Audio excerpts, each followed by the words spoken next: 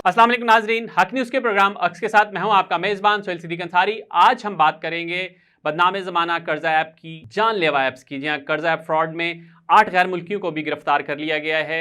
FIA ने अपनी तहकीकात का दायरा वसी कर दिया गया। FIA रिकॉर्ड के मुताबिक 24 अफराद को हिरासत में लिया गया है। इन बदतरीन कर्जा ऐप से 3 साल में 15,000 से ज़ायद सारिफीन ने 17 अरब रुपए गवाए। जी हाँ, 17 अरब रुपए का फ्रॉड किया गया मजमूई तौर पर। गैर मुल्की अफराद के नाम स्टॉप लिस्ट में डालने की दरख्वास्त की गई है। इन गैर कानूनी जानलेवा ऐप्स के 20 अकाउंट सील भी किए गए हैं और अरबों रुपए की गैर कानूनी जो फ्रॉड है उसका इंकशाफ किया गया है।